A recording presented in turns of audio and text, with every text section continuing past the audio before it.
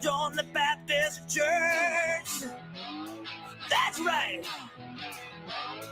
Gonna be a Baptist preacher so that I won't have to work. Well, I'm in the pulpit,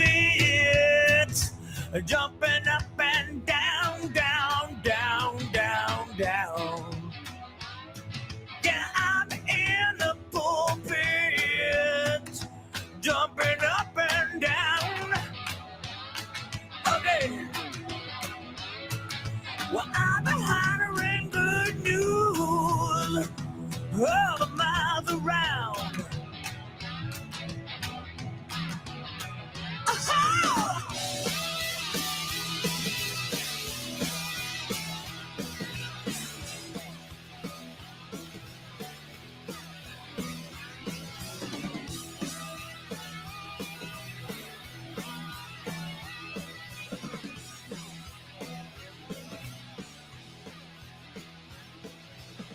My sister jumped up now.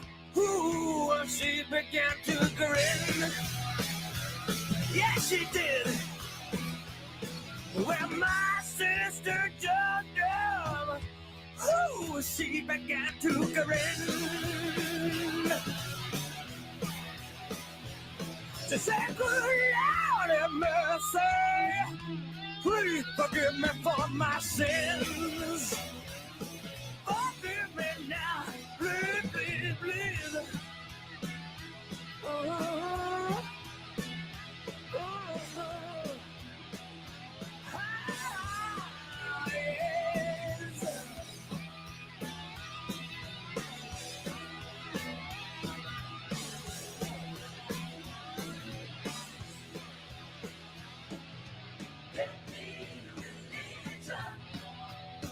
Gonna join the Baptist church.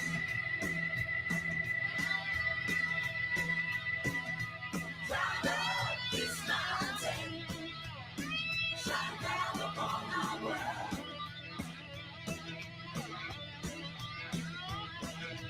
Get me religion. Gonna join the Baptist church.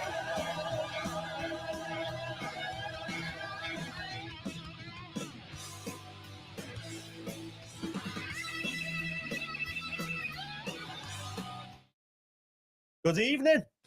We're in the bar. We're in the bar. Tom looks stressed as, doesn't he? No, I think it's working. He's got his cold sore back and everything. One, Look. two. Is my is this is working? Okay, this is working. We're fine. You look like this picture again off this I know. thing. Can you don't just say? Just get us it. Get us it. Look at that. You see? Have you seen these, Mike? No. These are our beer mats, right? We give these out like, and he's got a cold sore on it on his mouth. And look, it's back. It's back. It's I back. chose the picture as well. It's back. I chose the picture. That's dedication starting to look like the beer mat again. I like it. I told you, 90% of the time I do have a cold sore, so it's dear representative. That Yeah. I'm a bit tired if I've got a cold sore. Yeah, I do. Yeah. I can always tell when Tom's stressed. He's got cold sores all over his gob. That's ever since I've got to know you. No kissing anymore. No kissing. Oh, No. I'm as delighted. Oh, here we go. Well, Evening, everyone. Nice to Evening. have you in. Just let us know you can hear us and see us because we never know. Jack's not in tonight because he's. Do you know what? Set up for him as well. Set up for him. Didn't set up for him last week. He turns up. Set up for him this week. He doesn't turn up. He doesn't. And you know what? We're about to start paying him some money for doing what he does. He doesn't know that now, Nah, does he? He won't know either He because won't know. watch. He won't be watching this. We were going to pay him. We talked about it today, We did. didn't We talked about paying him. Paying I him. thought that lad Jack. That poor lad. He's not very good at what he does, but he's dedicated. Yeah. At least he comes every week. Let's start paying him. And then Let's he give him cried off some sick. dough. He'll be the only one making money out of this. Not even sick. Do you know what a teenager's reason for not coming somewhere is? What was it? Go on. He's tired. I'm tired. He hasn't said. Did you say, look at me I face? said, Look at my cold sores.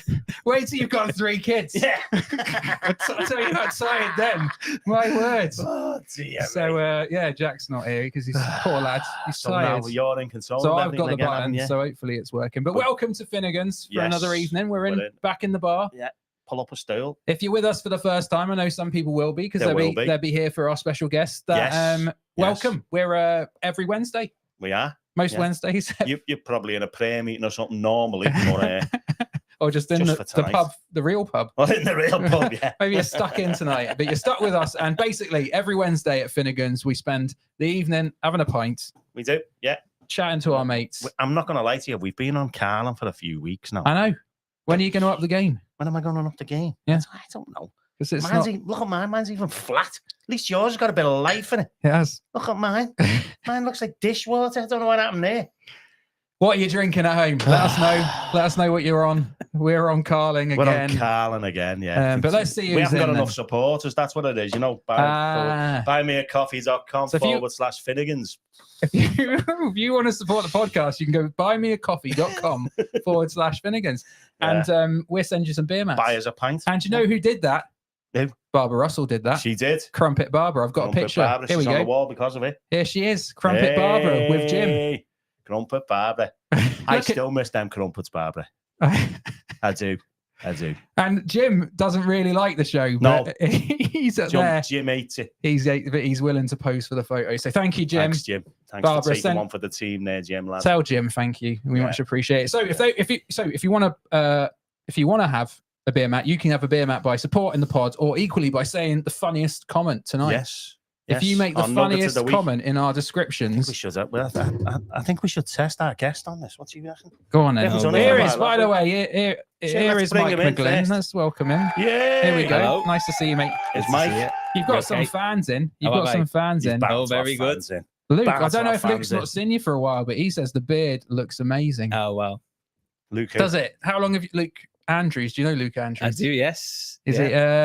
How long have you had the beard, Mike? Oh, it's only very recent, boys. Is it?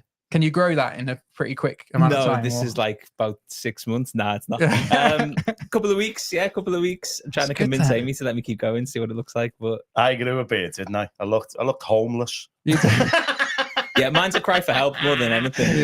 Mine. The problem with mine is I am a werewolf. I think Okay. so. Mine starts under my eyes, like there, and I look like Wayne Rooney, Yeah. which wasn't a good look. I No. wasn't the one I was going for. To How be far honest. did they come out? It was just Like like proper? inaudible, wasn't it? We've got a picture somewhere, but we I haven't got liked it you with a yet. beard. I thought it covered more. Yeah, it covered more of the What are you face. saying, like? See less of your face. It was You pleasant. can't even grow a beard. I know. You. Well, there you go. Cover the You look at this. coleslaws. Look at this. That's about a week, isn't it? Look at it. Yeah. Don't touch me. I won't. You Where can I scabby. make Look at complaints you. about this? Yeah, you scabby. Anyway. Anyway, Mike. Go on. Mike, what's how would you pronounce that? Nugget. Pronounce it. He's not a Tory Who softy like cares? you, is he? What does he Hey, say? Nougat. He does. Says Yeah. nougat. What a guy. There's See? nothing wrong with that. See? I'm feeling shame for I'm my back. loving it. You're making me feel shamed for being a southerner. Well, you should be. Yeah, I You agree. actually should hang your head in shame. What have you done to this country? This isn't our normal vibe. I've got to be honest. I know you've kicked me We've gone off. very You've kicked political. me off on politics Very straight away. political. Wow. Like, literally. So we're gonna chat about we'll chat to Mike. We're gonna learn Yeah. a little bit more about him tonight. Yeah. Mm. Find Yeah. out a little bit more about his life. Yeah, what he's up to and What he's everything up to. else. Yeah, now we got there. Also, you Hello. can catch last week's episode with Matt Yeah, Edmondson, which Matt was Edmondson. really good. I enjoyed last week's. It was funny. Very good. It had a different vibe to this week. This week's feels hostile. I don't. It was a loving last week, wasn't Yeah. it, boys? It was last week. I It was don't a know where lovely. this hostility is coming But from. tonight there's something. I don't So know. have I what done it is. something to upset come, you? You've come all like stressed out and all that, No, and that's done my head in. You've done my head in by Right. being stressed Mike because is. I care for you. Mike You does. soft It's lad. nice Well- to see. It's nice to see. Mike leads a church, so he's used to doing a bit of pastoral work, unlike you. And so, so maybe Mike can sort us out. That's this why I'm evening. not called a pastor, Mike. Yeah. No, Well, let's see who's in then. We got Rev. Rev. I'm not even that. No. I don't know. I shouldn't be doing it anymore. No. Mike. No. Done. I Is this shouldn't the be doing it. resignation? It could well be. Live. It could well be. I could Yeah. hang my hat up, me collar up tonight. Could happen here. You've Right, seen it here You've first. seen it here let's first. have a look then. Even Who's in? Amy's in. Yes. Amy's Yes, in. Amy's in. She's there. Very good. Making very sure good. you behave yourself. Keeping an eye on me. That's yeah. it. Yeah. Amy, what's the want one story stories. Mike would not want telling tonight? no, Come Come on. on, Amy. Come on, Amy. She won't do me like that. She's Why on wouldn't the she? team. Really? Is she too yeah, nice? she's on the team. Amy, come on. Amy. Does he do He the must washing have up? forgot Does he an do- anniversary yeah. or something at one point. Yeah, come on. Mustn't have noticed when you had your head on that time. I think it All looked these lovely, little but he things. didn't Yeah, notice. He didn't notice. He We was- did, didn't Oh, we? we did. We did. We Dish seen the it straight dirt. away. Dish the dirt. My Emma's in as well. She is, to be fair, she's only got good things to say about me as well. Of course. She would kiss me even with cold sores. That's how much she... We've got to get off this cold sore thing. I don't think this is going to keep the audience. Oh, Barbara's in. dear. Yes, Barbara. Thank you for the picture. Chris is in. Chris is watching from Nottingham. Hello, Chris. Ray's in. Nice to have you here, Mel. My daughter Hope is in. Oh, Ray's on the IPA. Mike Marr. He's on teal. Best drink. Teal. Oh, tea. Teal. Teal's a colour. Teal. It's tea with an exclamation mark. I can't see that. I can't see nothing. See He's on teal. It's Yeah, he's on delicious. tea. Yeah. Okay, Who is very he? good. Pete's in. Say again. Who is he? Mike, I don't know. We've got a wide. Got a audience. wide Do audience. you know Mike? He'll know. We He'll know, like to- Mike. Mike, who drinks teal now? Yeah. No. Oh, he loves tea, Mike. Mike the Tea. He That's what we're absolutely going to call loves you it. from now on. Mike Pete's the on Tea. dark fruits. Karen's in. Mike's mum here. Oh, Mike's mum's here. Karen! Oh, It's Karen. not Karen. It is Karen's in. Good to see you, Oh, Karen. that Karen. Karen. Oh, you've definitely Come got on, stories. Karen. Come on, Karen. You've definitely got Come on. stories. Is he a good son? He's- Is he I reckon really? he is. Does he I phone know, enough? I know him a little bit, right? Do you? And Go I on. like him. He's one of the Good. few Christians I like. That's I do. I'm not even saying that because you're here. honestly. Right? Thank I've you. never said it about anyone else on the show. That's. I mean, Appreciate it. I when know it the, doesn't matter to you one bit No, that it I does. like you. No, well, But I yeah. like Yeah. I've always said I like him. To you, haven't I? You're not yeah, gonna you s- have. You have. I have. No, you have. I have. I just am amazed that you've gone on camera where most of our audience is probably made up of our church congregation and said Mike's one of the few Christians that you like. I just think that's a bold move. In fairness, I would say there's a lot of people in our church who would say that they don't like Christians as well. Wouldn't you? Possibly. Sorry, Oh, stop Mike's sitting on the mum. fence. Mike's mum. Well done for being here. Strapping. It could be a little bit different to what you're used to.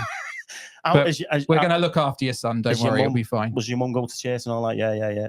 Does she? No, we'll find out about that. in a Does bit, she go won't to your church? No, she doesn't. No. we? Does she go to your old church that She you, does that you grew up in? Up in Anfield, yeah. Yeah, okay. Very Mm. good. Yeah. Very good. Would you We'll have get her to in that your one. church or no? I keep trying to say, Do you? Mum, Trying to you poach need her. to move, Mum. Yeah, come You on. need to move, Mum. Yeah. That's what Come I on, keep Mum. saying. Said all your grandkids are there, Mum. Yeah, you'd be Oh, able to come see them on. all the time. Be able to Yeah. mind them during the Yeah. service and everything. And Boss. would she tithe? Would she put good whack Yeah, in? they tied. Yeah, Got there a you good, go. good few bob, Good have they? poach Yeah, them. yeah. Oh. Karen, if you want to come to Netherley, Yeah. I know a Karen. great church. Yeah. It's not ours. It's not St. Oswald's, you'll love it. Oh, Pete Smullen says hello, Mike. You Oh, know Pete, Pete. don't you? Yeah. Legend. Yeah. He's on the dark Good fruit. My Yeah. kids. Are we doing a Christmas special? We're being asked by Chris. Christmas special in the packet steamer. Christmas special. We lost money on the last one, so. We did lose money on the last one. Happy Christmas, everyone. Yeah. Oh, I did Sell try. a few more beer mats. We That's enjoyed, it. we enjoyed it. Like we Yeah. had a laugh. We had a We laugh, did. but we blew the budget. Again, I would say it was a hostile audience. Like It wasn't it was our hostile. people. They loved us, No, but no. very aggressive. It wasn't hostile. What you don't understand is they're at home now and they're shouting at the screen and they're typing, Yeah. probably like pressing hard, like Yeah. a bit of anger in there. Caps. And like literally, they were in front of us doing it, saying it rather Yeah, than they typing were. it. Yeah. Mm. That was the difference. Should we do it again then, Chris? Are you coming? Would you come, Chris? If We'll if do it Chris again. comes, we'll do it again, eh? Well, like have a Wednesday night at Finnegan's We'll Christmas just book special. book a again. table for free. you, me, and Chris. That'll be fun. So, shall we do it? Yeah. When are we gonna do it? Erin says, hi, Dad. You're not letting the kids watch this, are you, Mike? She's 3. She should be in bed. Oh, is she? She's Hey, I the tell you youngest what, of she's the very brood. developed if she can spell and everything. Yeah. At She the is good. age She three, is she's good. a genius. Yeah. Yeah. Yeah, keep hold of that one. Oh, Kate Yates is around as Oh, well. she's there, Kate. Good Look, to I'll see tell you. you what, you've got a lot of fans. Loads of people in tonight. It's so good. Yes. Right. Yeah. Well, we'll crack on then. Let's crack on. Yeah, are we going to talk about what it's about, our podcast, why we do it? Yeah. Have we done that? Have we done that? But basically, every I'm Wednesday we talk oblivious. about. I think we did do it. We talk a little bit about faith. We talk a little bit about life. We have a beer. It's good fun. Loads of episodes. Next week is episode number 50. Is it? Next week is episode 50. Who have we Wow. got on? Oh, I we've got d- Joe Hussein on, I think. I don't think that's her name. Joe Hassoon. Hussein. Yeah. Well, Oh my goodness. it's near enough. Oh my goodness. So Just many say- people spell my name wrong. Loads. So I get upset. Right, focus. No. Focus. I don't get upset. All right. I just live with it. Do you know what I did this weekend? I went on something called Mountain Dad. Mountain Dad. You might like this actually, What's Mike. Mountain Dad? Well, basically, I took the kids away, 2 of my kids, the favourite 2. The boys. No, I took the boys. I thought it was a dads and boys things, but you can take girls, so I'm probably going to take Hope another time. I didn't realise that till we got you're there. in big trouble. So I with got Hope there. now, aren't you? I possibly, but she enjoyed her weekend with her mum, so it works out all nicely. But we went up a mountain. Kader Idris, I think is how you pronounce it. Are you sure? Nope. You're pulling It's me not up for talking about Hussein. So we went up the mountain, which was fun. Scared of heights, though. Very scared of heights. You're scared of heights, but you stood on the ground up a mountain. You're fine. Yeah, it's not the same. No, but That's not the same as being scared of heights, is it? No, You're on the ground. You're not even on top of a building, it's which just a is a hill. bit dear. It's a hill, yeah. I think people. No. You didn't even seen the mountain. That doesn't It was matter. a mountain. I don't have to. The If you've walked mountain up dad. it, We've it's seen hardly mountains, Everest, is it? Hey, if you've been able to walk up it with 2 kids, it's hardly Everest. Did you need a Sherpa? I would have had one. You have a nice pick. Hey, Honestly. spiky shoes, all that. If you're at home, have done Kader Idris, it's no mean feat. Oh, And also, I think as you get older, you get more scared of heights. Has that kicked in for anyone? You're kicked in for me. old. So you're scared of heights? No, I'm not really scared of heights. Yeah. But when I get on a roof now, I'm scared of falling off it. Yeah. That's different Do to you know being what? scared of heights. Consequences. Yeah. Consequences. Yeah. So One of the What? one of the scariest moments of my life was what's this? when Alan was helping me with my build and my extension. He's done a little bit here or Done there. a little bit. Yeah. He's due to do a little bit more soon. And he was doing the top row of bricks. I basically Because he messed up. He didn't get the bricklayer to do it, so he got So me he to needed do you. it. Yeah. I got my measurements wrong. So Alan had to come and put a couple of courses of brick on top. So Yeah. that they could get a roof on it. And so he's up there and he's on the corner. And The bricklayer had scaffold, not me. No. No. I've So got to lean over the edge of the roof all day. so he's leaning out. And if you've seen him, he's not steady on his feet I'm on the best I'm of not days. nimble anymore. And he just wobbled like I that. did And he wobble at one wobbled point. right over the edge. And I thought, I've killed Alan. Get in! Do you know what I thought? Yes! Normally, if there's We're a gonna funeral have in a our church, party. normally if there's a funeral in our church, Alan does it, so he gets the money for it. But I thought if he dies, cha-ching! I'm I've told definitely Steve getting Mechanics doing my funeral. You're not even going to give me your funeral. No. The cheek. You'll be too stressed with cold sores all over your face. I can't be putting up with the social media posts, lad. Do you know what? I think the weight of all my problems will just It'll come all off go. my shoulders when you go. Do you know what? The relief.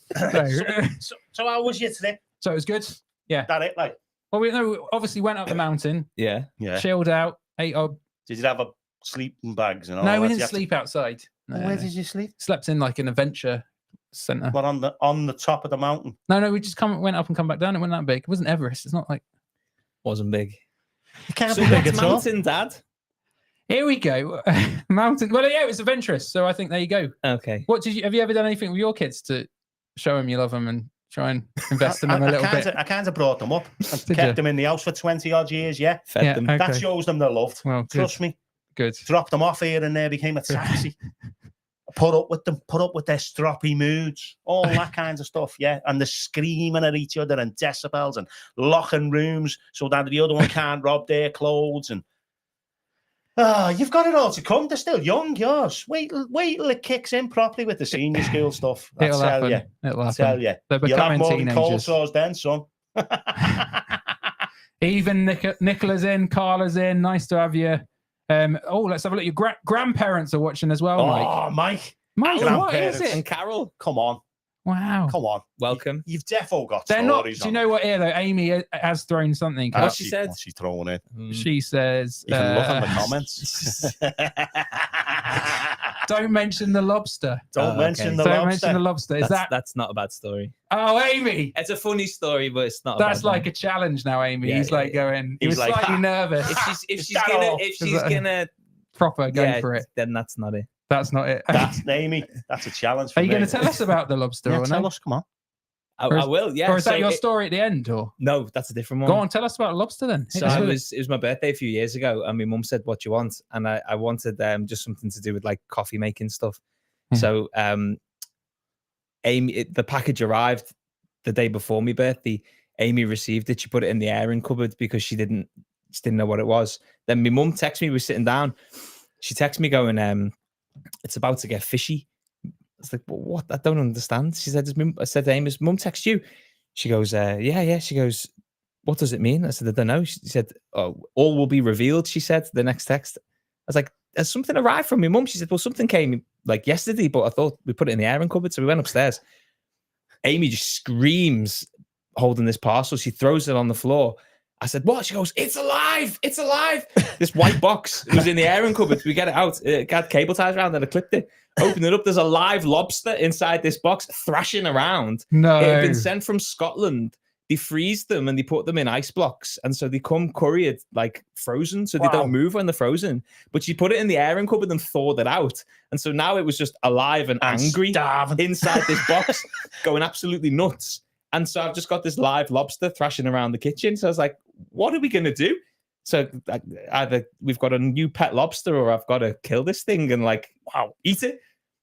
So I was like, how do you humanely kill a lobster? So I had to Google it. And they said, well, you got to like, I said, you got to get a knife right in the base of its spine, or it doesn't have a spine, back of its head. Yeah. I thought, my knives aren't sharp enough to kill this thing. I don't want to like disable it by accident and have this like lobster that I've got to be like caring for the rest of its life. So I thought, okay, here's what we need to do. So bang it in the freezer.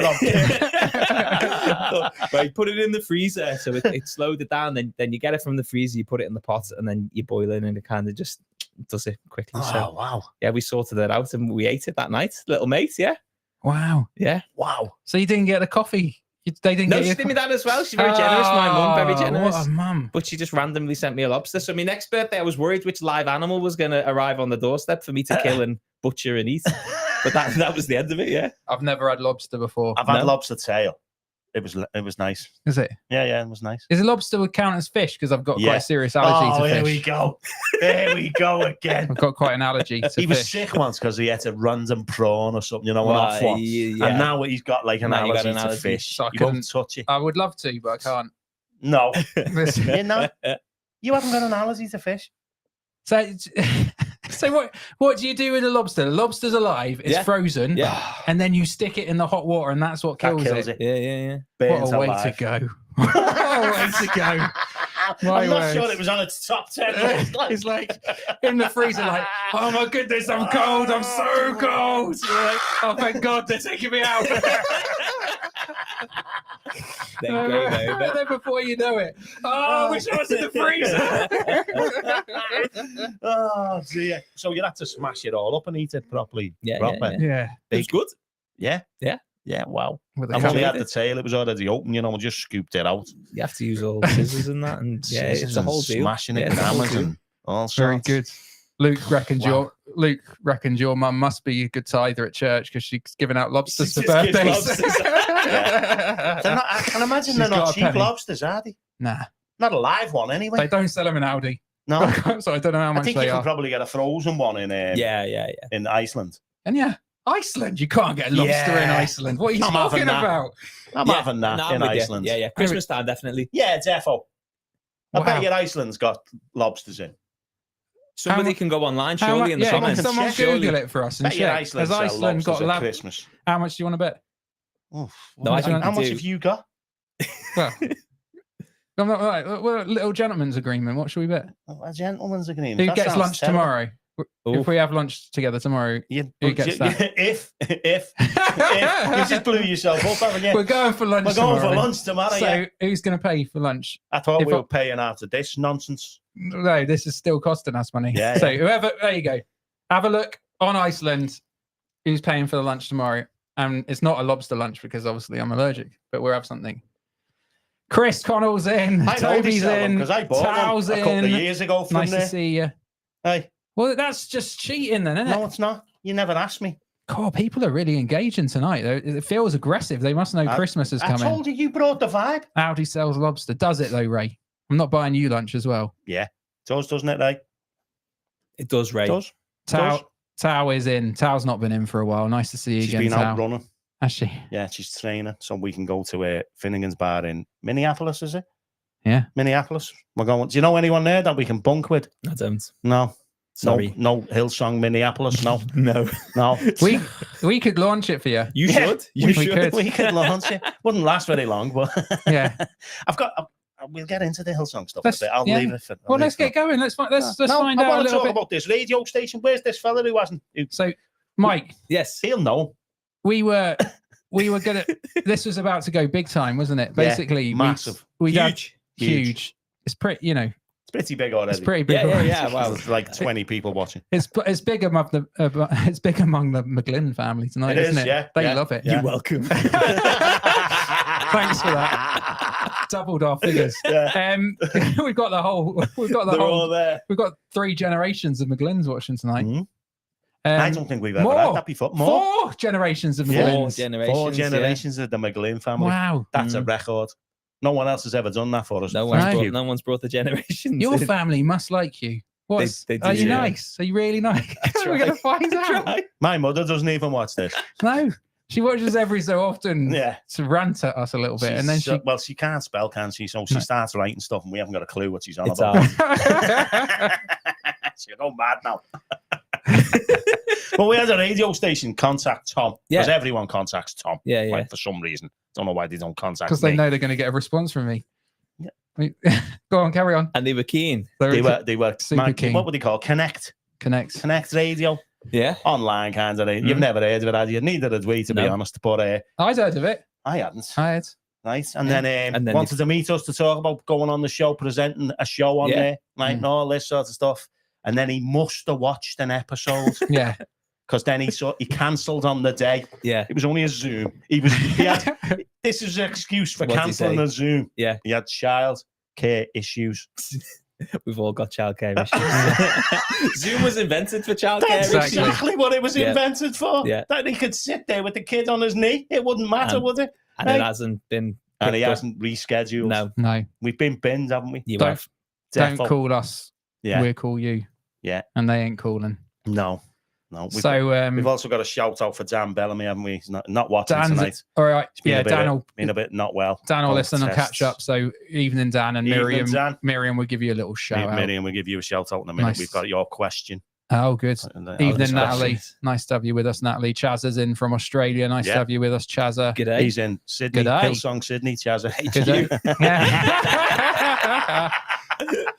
If you could, I think if you could imagine an Australian, Chazza is pure Australian. That's him. yeah, Yeah, he's Mullet. mullet, Yeah. Oh, home yeah. and away, Big time. Jason Donovan, Brilliant. early days, Brilliant. spit. He's a good lad. Yeah. He's got very good Spit. opinions, including what did he say? What did Yeah, he say? Wake up with determination. no, he says the lobsters have determination. This one. Apparently Audi sells lobster, but not Iceland. Iceland sells. So there you lobster. go. Iceland sells There lobster. you go. I'm telling you. Peter Andre did an old advert on it. I remember. What Yeah. about lobster? And For Iceland. Iceland? Yeah, Yeah. yeah, yeah. Oh my telling you. goodness. You're paid. Chazza. Tom has the handsome factor.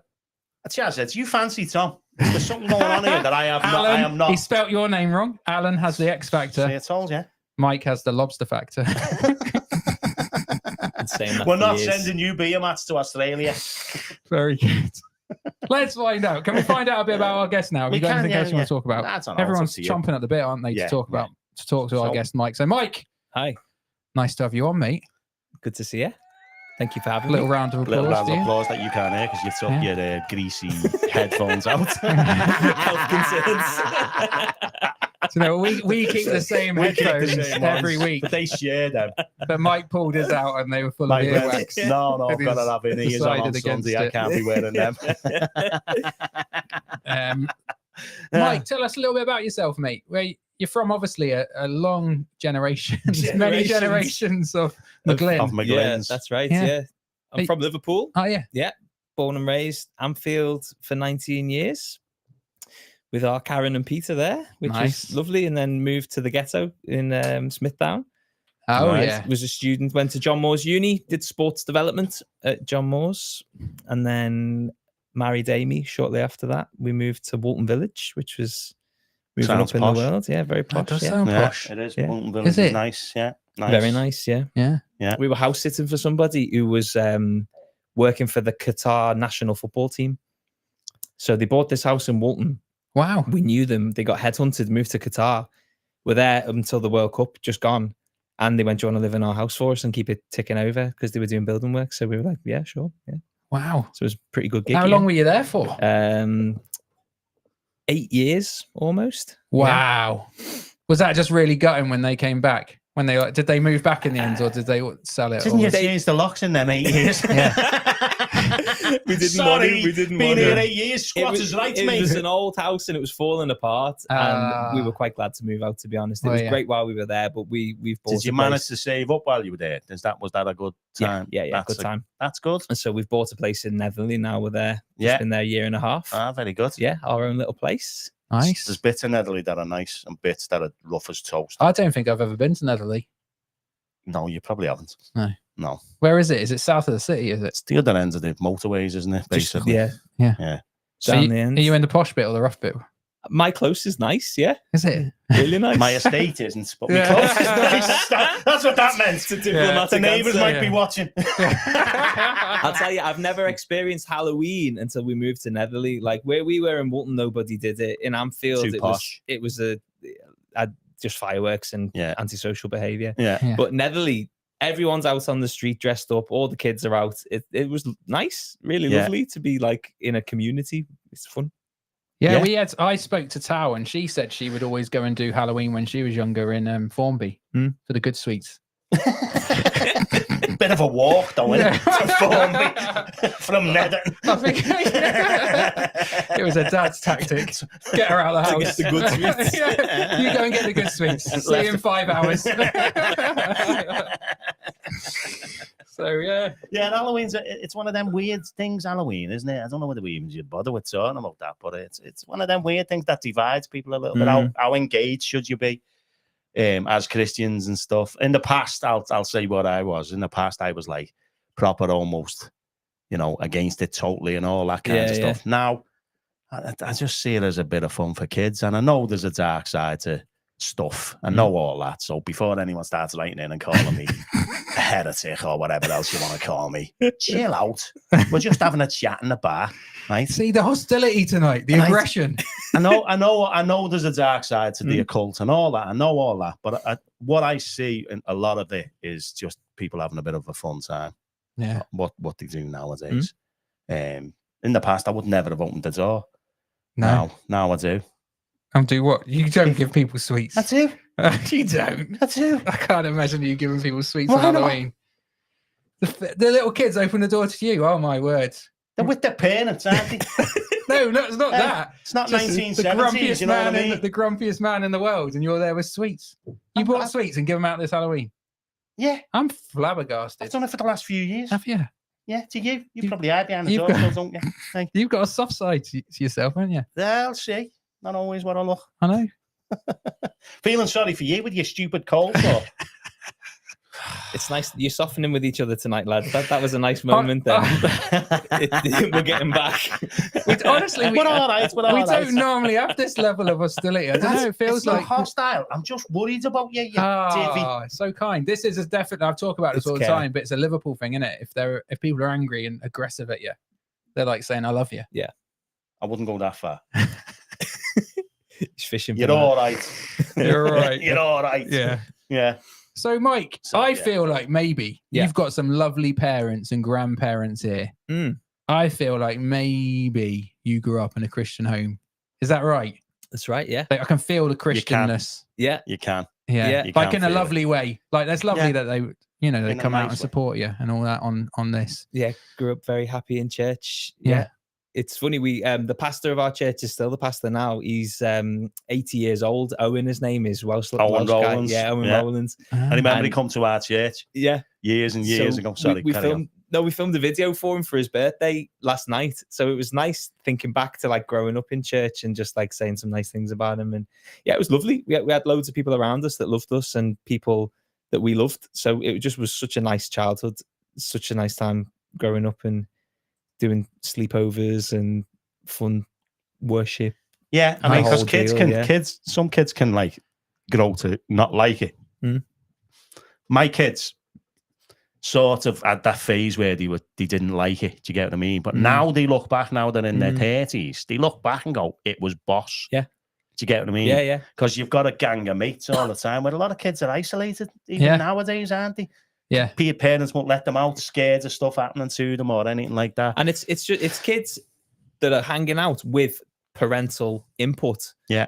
That want them to do well. Yeah. And I think that's maybe what we were kind of pushing against when you don't want your mum and dad involved, and you don't want parents involved in like your friendships and things, but they're just trying to help it all happen. Whereas if you're just trying to do it on your own, it's kind of a bit of the Wild West sometimes, isn't it? Growing up, like. And I don't think there's many intergenerational type spaces anymore. I think that's quite a rarity. And I was reading something today, actually. I knew. He was, as soon as I went there, I've got a book. I'm not going to even give the full details. No, you I will want to know just now. tear me to pieces. I want to know. I was reading. You were reading. Was it a broadsheet? And it was an article that was talking about in those intergenerational spaces being important, even for people who have had traumatic life experiences. Like it can bring healing, and that you don't get many of those spaces, and the church is one of them. Yeah. Obviously not our church, but churches generally. Why isn't our church an No, it is. intergenerational I'm joking. thing? It's lovely. So you got to stop. Go on, Tom. So right, you grew up. So did you always believe then? Did you always have faith? Did you just take it as a given that God was real, or did it? Can you see? Yeah. Yeah. There were times when I needed to ask God. Key times that I can remember feeling like, yeah, okay, this feels real. We were around exciting things. God was doing things. It wasn't historical, like biblical. This is what God used to do. We were seeing things happen. We were taken all over the world. Like we went to Zambia, Uganda, went to Bangalore as youth to see what was going on in different parts of the world, to be around people of God doing things in different contexts and seeing miracles, seeing God changing people's lives, healing people physically. And so the evidence was in front of me that God was real. Like that wasn't in doubt. I guess the decision I had to make was, what did that mean to me? Yeah. Like what did I want to do? God is there. I can see it happening. I can see the devotion of my parents. I can see the devotion of the adults in front of me. So it's obviously something that isn't made up. These people are very passionate, very committed. So what do I want to do about it? That was the question. That's interesting, because that was last week. He said the same, didn't he? In the he did. It was virtually like, he didn't grow up in a Christian family, did he? But he said God was real. Yeah. So, but I always thought God was real, but it was a bit like, so what? Yeah. What does that matter? Who's bothered? See, what's that? What got to do with me? Yeah. He said, but then he ended up having to answer that question. If God is real, then what am I going to do about it? Kind of thing. That's what you're saying in some ways. You knew God was real, so but what does it mean to me personally then? Yeah, very good. And what did you do about it? What for you, what did that look like then, that response, I guess, where you're kind of seeing the evidence? And that's probably similar experience for me, really, like just seeing my parents living a Christian life and seeing, the evidence of it was the adventure of the Christian life. It wasn't just the Christian life, like you're saying, almost like a historical kind of.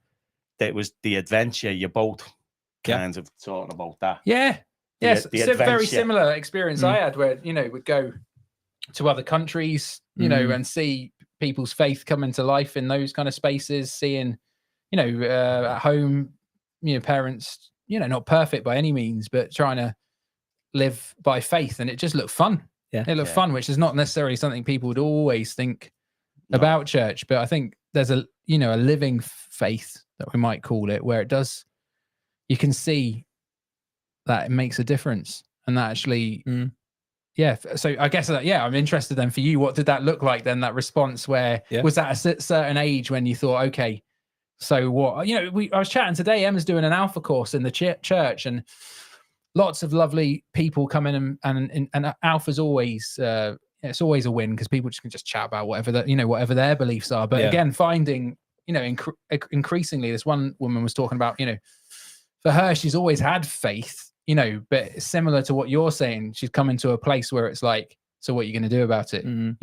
Where it feeling like there's a response to be made, and I think that's more and more. I think people do have a faith. We want to, often people want, we want to think, increasingly, there's no need for God. People don't believe in God anymore. That's outdated. There's no need. But I find increasingly, no, that instinctive kind of belief in God, in faith, is still there amongst people. And so when we got to the top of the mountain, Mountain Dad sends into Moses now.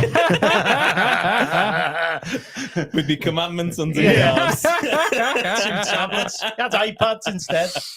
When we got to the top of the mountain, there were some lads, and I hate to say, I didn't know what religion they were. They weren't Christian, but they were singing and worshiping, God, and I think there was just, I was like, in a way, I was like, yeah. Was this a Christian thing you went on? It was a Christian thing I went on. You went on, yeah. Okay. But we all got to the top of the mountain, and there was people of other faith up there worshiping, and obviously. Damn, beat it too. Got there first. So I took the flag down and stamped on it. I sort of looked around and thought, well, we're scuffers. We didn't bring a guitar.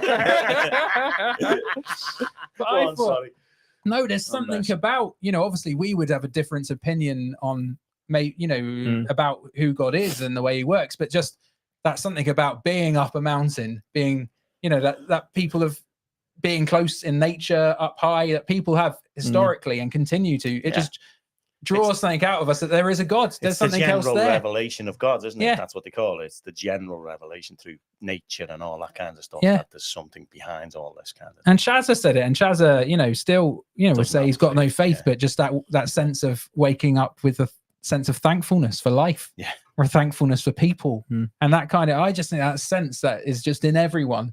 It's just almost like that. Innate knowledge that there's something else, and for us, I guess from a young age, it was God, it was Christianity.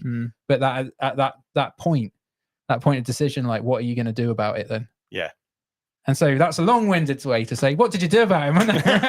Well, how did you, for you? How did you? What does it mean? What age was it? Where I guess you sort of thought, well, how do I work this out in my life? Early teens, I think. I can't remember the exact age, but.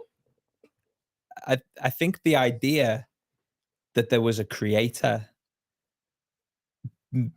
that there was somebody that designed this thing, for me, the only response that I felt appropriate was that I would then give my life back to that thing. So there was a desire to give my sense of agency away, to surrender. I think that was the word. I wouldn't have used that word at the time. Yeah. But that's what I felt. I think coupled with maybe it's like a millennials kind of mindset, is that we were told we could do whatever we want to do. We were told we could change the world. Yeah. And so I grew up in a faith where God was real, and I was told that I could change the world with that faith. Yeah. And so for me, it was an opting into God being real, but I had an active role to play in what God wanted to do on the earth. Change the world. And I could change the world. Yeah. And that really got me. I went to youth camps in the summer, and it was, who's going to bring about revival in the UK? Who's going to be the people that are going to do that? And everything in me was like, I'll do that. That sounds good. Yeah. I'll be involved, whatever that takes. And I think making some big decisions at a young age that I've actually then paid for the rest of my life, because it isn't easy or quick to answer those calls. But God takes you at your word, and making big commitments to God to say, there was one moment I was lying in my bed and I was like, okay, if this is real, then I will give you everything, right now. And I just need to know, God, if it is real. And then I just felt this sense of love and peace, and this amazing sense of I'd say the presence of God now would be the language that I would use, but I didn't know at the time. Yeah. And just this reassurance that there is God is there. God is interacting with humans. God wants to interact with humans. And the response is to surrender. So I got down and wrote in my little journal, tonight I met God and I've given him everything, and we'll see where it goes. And then I reckon it's just been just outworking that through all my decisions since then, really. Yeah. Yeah. And that decision, I mean, that's a sense of purpose on your life, like an eternal purpose, destiny. That's powerful, isn't it? And I think that outworking of it is different and problematic at times to what we think it was going to be or is going to be, or because I guess I don't know how you feel as millennials. Are you both millennials? Yeah, I don't know how you feel about it, because like, how do you feel that you could change the world? And have we? Do you understand what I mean? It's been a huge problem, if I'm honest. Yeah, because I think we were sold a dream. I mean, I think I was sold the same dream. Don't get me wrong. And with nobody knows what the future looks like, because nobody's been there. So how can you change the world and create something new if you don't know what that's going to be like? So no one can coach you into that. But then I've been thinking about, the story in the Bible. Can we talk about the Bible? Yeah. Joshua and Caleb, when they were promised a land to live in, and they went into that land to spy it out. And they came back with all these grapes. It says it took 2 people to carry them. So they were these big, massive clusters of grapes. And then they told everybody, this is the land that we've got. We can go, we can do it. And everyone else was like, nah, it can't be bothered. It's going to be too difficult. And so they had to walk the wilderness for 40 odd years. But then they came back around again 40 years later. They had the opportunity to go back in. Yeah. And when they were in there, they had to grow the grapes they tasted 40 years ago. The reason why they kept this idea in their heart of where they wanted to go. Yeah. If they wanted to see that fruit again, they were going to have to grow it. And so I've become aware, actually, God sometimes shows you something quite early on for free, something that you're going to have to grow with your life if you want to see it again. And it's this idea that you need to see it to hold on to it when you're not in it. Because then when you're in charge, you know what you got to grow. Like, I want to see those grapes again, so I'm going to have to grow them. No one else is going to give them to me. And I felt I've experienced in my younger life moments where I thought, wow, the community that I was in, the people that were around me, the type of childhood that I had. I was like, if I want my kids to have that, then I'm going to have to grow it because I can't see it around me. But if I hadn't tasted it beforehand or experienced it, know what it I wouldn't know what to do. Know what to head to. But then you got 40 years of disappointment of not being in it and not experiencing it to go, why would you show me that, God, if I'm never going to do it again? And and I bet you they're still sick. He didn't go where the oil was. Sorry, I couldn't help myself. It's political, that story. You have to be careful. Oh, sorry. No, I'm only messing. I know what you mean. I've had things in my life that they're like tasters of things that then keep you. I've done that kind of thing the disciples did at one point when Jesus is dead popular and all that, and there's been some great times in my life. And then he starts getting a bit of stick, and he says, are you going to leave me also, the disciples? Yeah. And they said, where can we go? We know you're real, basically. Yeah.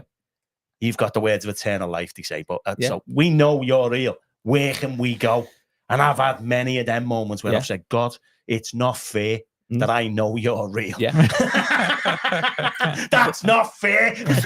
What can you do? What can I do? Yeah. You know what I mean? And I remember having a particular mad time when I had sort of like a vision. I don't know what you'd call it. I don't know how this will sound to me mates in the pub. But and I had to make a decision. And I remember I felt like I said to God at the end, it's not really a choice, is it? I haven't really got a choice. You're saying I can choose, but how do you choose to not be fruitful? Yeah. You can't. You can't do it. No. So I felt like that wasn't fair neither. Yeah. There's a theme here. Sorry. You felt like there was a challenge, like God had told you to do something, but make a certain decision. Do something. Make a and certain what had that decision. felt like? That had been like a picture in your mind or something, because your mates down the pub are going to think you're. Yeah, they will. Yeah. But it was more like a dream. A dream. It was more like a dream. Yeah. And so, but it was a very vivid dream. It wasn't. So for you, like it had such significance. Running away from monsters and you're in quicksand. You know, it wasn't one of them dreams, right? I told you not to tell anyone about that. But it was very significant for me. Very vivid dream. And for some reason, I knew I had to make a choice between two things. Yeah. And to cut a long story short, one was like, just like, there was two scenes put before me, and I had a choice which one I wanted. One was a desert scene, and one was a very fruitful scene. Yeah. And I could choose either. That was the point. But how would you choose not to be fruitful? Yeah. That's why I thought it wasn't fair. Yeah. But was I that, But you know remember what choosing saying- it's going to take and cost. Yeah. You know what you're signing yourself up for. Yeah, but- well, I knew it but- was a serious decision. Yeah. I couldn't understand. I don't know why I knew it was a serious decision, but I knew it was serious. Yeah. And I knew I had to make. This is going to sound mad. I knew I had to say I choose fruitfulness, but it took me a year to make the choice. Yeah. It took me a whole year, yeah. and in the end, I did it almost begrudgingly. And that's I'm just being honest. and then that choice had real world implications to the way you lived. That choice definitely, yeah. Well, I ended up becoming a Baptist minister and everything else on the back of it. So, you know, yeah, I didn't see that one coming. Don't so- listen to your dreams. That's No. the takeaway from there. Yeah. Choose barrenness. Yeah. That's what you need. It's much easier. So Sorry, I'm no, only I get it. I get it. I'm But only it's messing. incredible, isn't it? Like that. Such was the seriousness of the decision I knew I had to make. It did take me a year, Yeah. but it never went away from me. I knew I had to make a decision until one day I literally got down on my knees and I was almost crying and I was like, I can't choose barrenness. I can't choose for my life not to matter. I choose fruitfulness. Wow. And like nothing happened. Yeah. Nothing physically happened like Yeah, for weeks, but then bit by bit, it's just madness, if you get what I mean. So, Like in what way? well, I shouldn't be a Baptist minister, should I? Let's be honest. I should never have been one. No, you should have been Hillsong. There's more money in that one. Not like what he was saying tonight. We've got more staff than him. Can I come work for you? That's because we don't get paid as much. Yeah, we don't get paid as much. Yeah, that's what it is. But No. that's Sorry. no. Go on, finish that thought. No, it's all If right. you finished. Yeah, I've finished. Well, that's the thing, isn't it? Often that's so what about faith. That's so what, and that it is. I think we've tried to sell it at time as like come to faith. There's no, it's all goody. It's all brilliant. There's no cost. Yeah. But there is a cost, isn't there? And in the Bible, Jesus called people to sacrifice, sacrifice. And it's just so different to the world, so countercultural, the world says, do whatever you want, find, look within, to find happiness and all that stuff. Whereas Jesus's message was one of sacrifice. It's a hard sell. It is a hard sell, isn't it? But there is that thing, I guess, where people come to a conclusion that this is, Jesus did say there'd be, you'd have life and life to the full. So there is life to the full there. There is life. There's, but it is the way of self-sacrifice, which brings the life, which is, it's a challenge. It's a challenge, still a challenge. And even when you make a decision to be a Christian, like you make one decision like you did in your diary or whatever, there's still days where I go, Yeah. nah. Can I rethink that? Yeah, nah, not today. No, there is though, isn't it? There is. It's not There like a is. perfect trajectory. No, not my it's not. life Mine anyway, of isn't. like, mine ever isn't. getting it right again and again. It's like, And it is the 40-year journey that you mentioned before, where it feels like you're getting nowhere at times. They went round the same mountain, it said, didn't it? Basically, so it feels like you're getting nowhere at times, and nothing's happening, and the disappointments because you've got this dream in your heart because that you've seen something. something's really good's going to happen and it's going to be amazing. Yeah, and then someone moans at you that the no bog paper in the bogs or something, and the light's not working, and someone didn't talk to them or something, or someone spoke to them the wrong way, and all the stuff. And you think, wow, this is so far away from what I was expecting in some ways. And sometimes God doesn't answer things the way you expect as well. In lots of ways, I've learned, but in some ways, I would say that made my faith expand a little bit, even because it's been tougher to take. This has gone deep tonight. now, what do you mean by that? Because when you're younger, you think everything's going to be brilliant, perfect, and amazing, and all that, and then stuff happens in your life. People die in that. Do you get what I mean? And you get sick, or your partner gets sick, or whatever. And it's not that perfect life, and yet. I don't know. There's something in them times of struggle and pain and doubt and questions and everything else that sort of weirdly makes your faith deeper than just this shallow, oh, God's fixing everything for me. So, of course, I guess it's the kind of story of Job to some degree.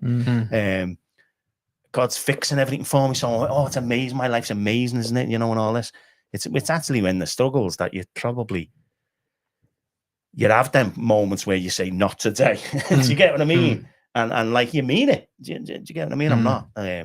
But there's something about, I think there's always still something there about the faithfulness of God, I would say. But yeah, I agree. Yeah, it's just power. It's just compelling. I think it's compelling. It is that thing you said in the Bible where they're like, oh, well, can't go anywhere anyway. Now we know this. We can't unknow it. I've prayed that loads. I've actually said to God, honestly, that's not fair, because I know you're real. Yeah. I know, even if there's some things that I could say, that could have been coincidence, or this could have been that. But there's about three things maybe in my life that I know I can't deny. Yeah. And so them 3 things, I end up going back to them when I'm having a bad year. Right? I go back to them 3 things and I say, the problem I've got, God, is I know you're real. I know you're real. And that's a problem, because I can't just turn away as much as sometimes I'd really like to. Yeah. I can't just turn away. I just can't, because I know you're real. I don't know why this is happening and what's going on. Yeah. But, sorry. If it's about love, I think this is what we've done. Like, if God loves us, then it's proved when we feel like that, because love isn't impacted by whether you like God back or not. If God is choosing to love you through everything, that's where it's proved, is when we go through those things. But if we've just sold Jesus as someone that fixes all our problems, when he doesn't fix the problem, that's why most of the people I speak to that don't have a faith or don't want to know a faith is like, what do you do with all these problems in the world? Like, what do you do with them all? But the point is, or they felt let down by God at some point because they were promised that by the gospel we preached, probably. Because we've just missold it. Yeah. The point is that he doesn't leave you in the things. Yeah. He's with you. It doesn't look like fixing it. Doesn't look like clicking his fingers and making it better. But you only know he doesn't leave you if you've actually walked through it. Yeah. And you've got to walk through it to experience love. Yeah. Like a marriage or, friendship. Like, you only know it's worthwhile when you go through all the bad stuff. You come out the other end. You're like, yeah, this is deep. But you just, It's like people are loving this in the comments. Lots of people saying really helpful. Chris saying really encouraging her tonight. Matt's in. Matt from last week. That's the beauty of the Christian faith. Matt Edmondson. Yeah. So that's the beauty of the Christian faith, how we deal with suffering. Yeah. Yeah. The kinds of evangelical charismatic thing, we ignored that for a long time, didn't we? Yeah. The thing of suffering. We didn't really want to talk about it. We almost pretended it didn't happen. There was a lack of faith almost at times. But I was full in that, don't get me wrong. I'm not criticizing anyone at all. But life and the knocks of life, you read some of the old ancient people, in books. them things, books, parchment. You read some of the thing and the suffering, and I think, like, this is where I think the Anglicans and the Catholics have a really good grounding in this suffering stuff. They can go over the top at times, I think, but they almost have a theology of suffering that they embrace. As I said, they cannot go over the top. I think sometimes they're not embrace it a bit too much. But in particularly the type of Christianity I grew up, you only suffered for your faith. You didn't suffer physically or anything like that, because God heals you, God does this, God does that. Yeah. You suffered for your faith, and then you were being a proper Christian. Okay. So if no one spoke to you at work because you were a bit of an idiot, right? That was actually good. In a weird way. You were standing for the gospel, so you were suffering for your faith. You were being persecuted for your faith. But we didn't. That was the only suffering we wanted to do. We didn't want to suffer physically or I don't know what it was. It's so bizarre, though, isn't it, that we wrestled with that when, like, kind of Jesus did he pretty much embraced the whole suffering thing, didn't he? And there was some life to be found in that. And then I think what's happened is that a generation like you have grown up and gone through that. We can change the world, and then realize that actually we can't even change a tire. Most millennials, never mind the world, right? Thought that was funny. That's write that one down. and it made you rethink your Yeah. faith in lots of ways. Well, Yeah. so many people I grew up with left the faith for that reason. Yeah. Like they couldn't reconcile Why they never changed the world? or like everybody wanted to be the person on the stage. Yeah. Or like, how do you change the world? Yeah. There's only a very specific way that happens, and only the right sort of gifting or gender or skin color fits into these packages that They we've do, put out there. Yeah. So it wasn't a very broad thing. I was thinking about miracles recently, and like we all want to see miracles, but like, what is a miracle? Like, it's something that shouldn't naturally happening. Yeah. And so one of the phrases that I'm using at the minute that's helping my thinking is like, well, friendship is actually the biggest miracle at the moment, because friendship doesn't happen naturally, because we see that's a huge problem, loneliness all over. Yeah, massive. What if the church was like, let's have miracles of friendships? We've totally changed our church and Hillsong Church are the polar opposites, right? Polar opposites. We try and do everything like rubbish. You have a striving for excellence in the presentation. I'm not. I love it. I went once to Guildford. I came out smiling. That was a bonus. Me coming out of church smiling. It was one of the rare occasion at the time, to be honest. That you've ever smiled. Yeah, like I've never smiled. Right? Top 3 smiles. And but so we're the polar opposites of how we do church in sense. And sometimes people say to us, "Oh, you need to rely on the Holy Spirit more and things like that." And I say to him all the time, God's doing loads of massive stuff around us. I think we're relying on the Spirit more than when I was trying. If you get what I mean. Yeah. I think there's more miracles happening in our church now than as for a decade. Wow. Decades. Because of people are coming to faith in spite of me and you. And I say that respectfully. I mean, I'm just an idiot, aren't I? Let's be honest. So you're all right, aren't you? You're nice. You smile a lot. I wouldn't smile with that cold sore, though. But and people are God's finding them. And I'm almost wanting to just keep my hands off it, because I'll probably make it go wrong, if you get what I mean. But so I think what we're doing, which is the complete opposite ends of what you do, in a totally different way. You know, it's not slick, it's not professional, but it is authentic for our community and where we're at and that. And we changed the way we did church after lockdown and that. We completely changed the way we did church.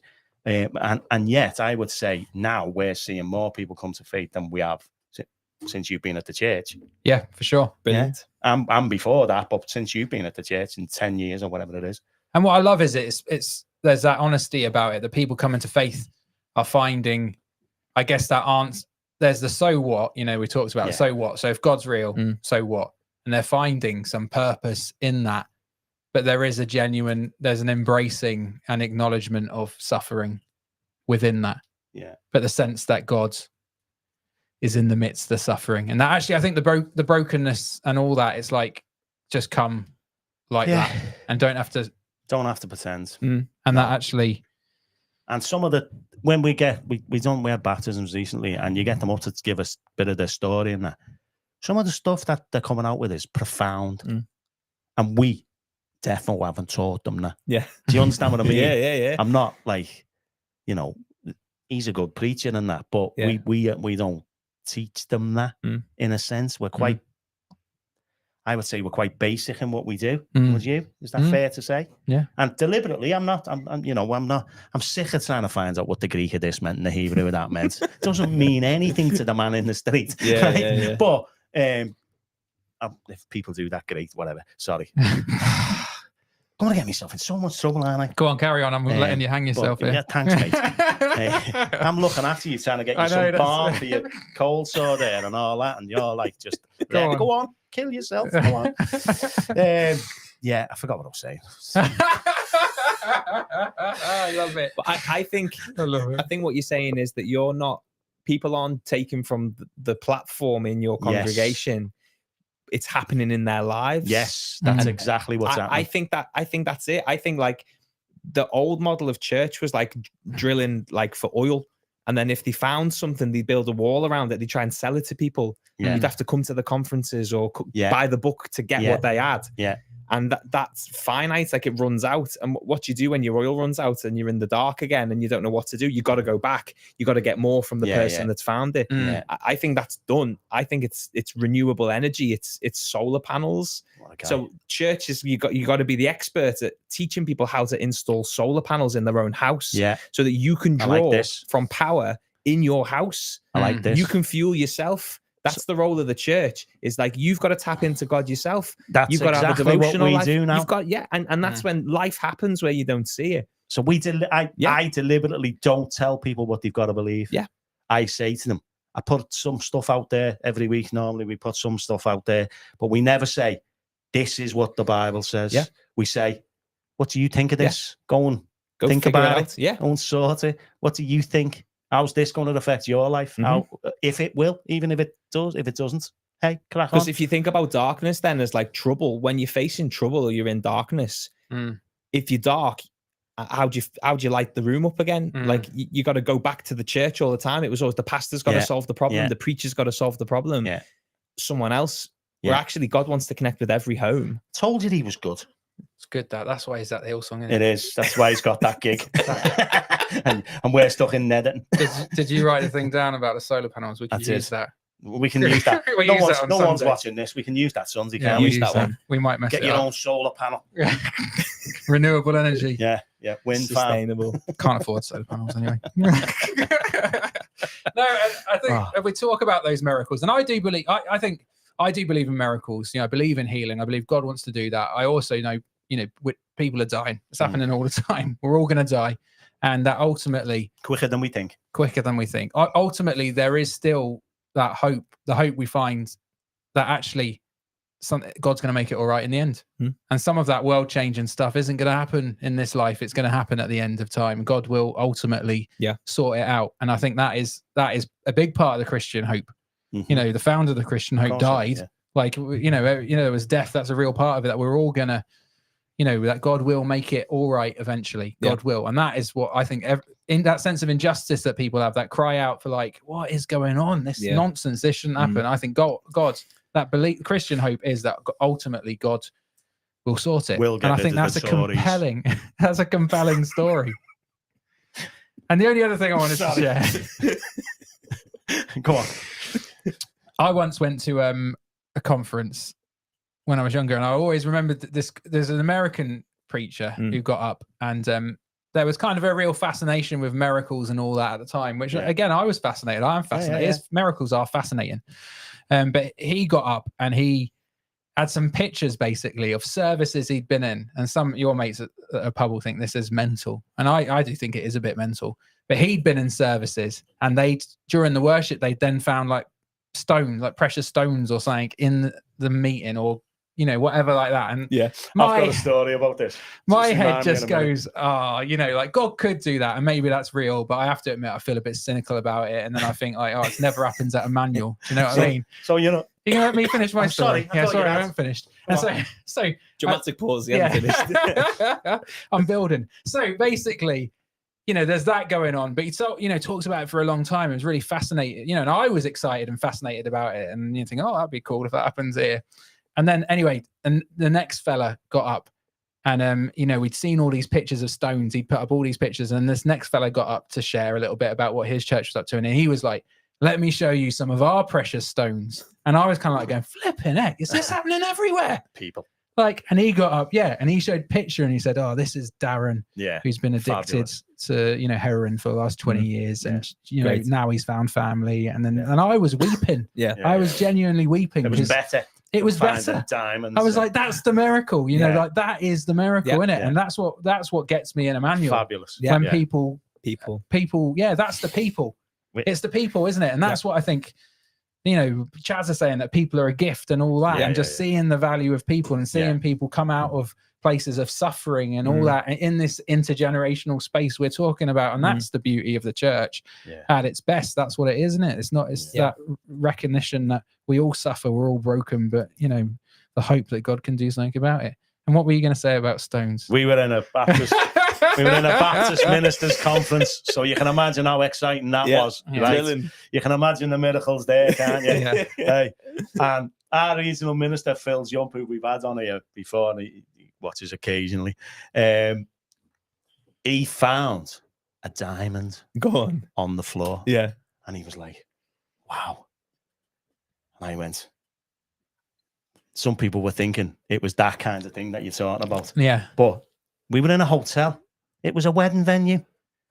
They were just favourites off the tables off the that had table. fell on the floor. They were everywhere. Everybody They were found all them. plastic. The Baptists have plastic ones. That's what we do. That's about Plastic. right. That's Yeah. about right. So yeah, that Very was quite good. funny. We've got some good comments I've going got- on here. Miriam wants to know Oh, go on. Oh yeah, go on. what comforts you most about Jesus, with 3 kisses, by the way. What Ah. comforts me most? Yes. Yeah, what That was their what does- question. I guess what comfort does your faith bring you? What comforts you most about your relationship? Yeah. With God. Thanks, Miriam. Thanks, Miriam. I think it's the security that you're not doing it by yourself. Yeah. And you don't have to have all the answers. And I love when Jesus is describing his relationship with us. He says, I'm the vine, you're the branch. Like, you're connected to me. Mm-hmm. He's bigger than us, he's stronger than us, and we grow out of where he is. So we're not disconnected from him. So if anything good's going to happen through me, it's because I'm connected to Jesus. And so that he just says, just remain. That's his only advice. All we have to do remain. is just not move. Like, even when it's tough, even when we don't see it. Yeah. So it's a simple, I don't think faith is hard. Like, it's not complicated. It's just keep going. Yeah, just remain. Yeah, So that's my comfort. Just like, you don't have to reinvent Never the wheel. give in. Yeah, don't have to. It's just persistence, isn't it? It is, yeah. Yeah. So that's my comfort. Very good. Fab. Are we going to play a game? Wow. I mean, we haven't even gone on to all the questions we have for them and all that. But tell us, Mike, a bit about because you're leading a church I now am. down in Liverpool called Hillsong. Tell us a Correct. little bit. You've been leading that quickly for a few years, now, and you were part of the team that planted Yeah, so we it planted and- 5 and a bit years ago Okay. into the city centre. Yeah, so we had a couple come. Ruben and Sarah Morgan came from Sydney. They planted the church just on their own. Like, everybody expected the Hillsong wagon to turn up, and there was no wagon. It was just them.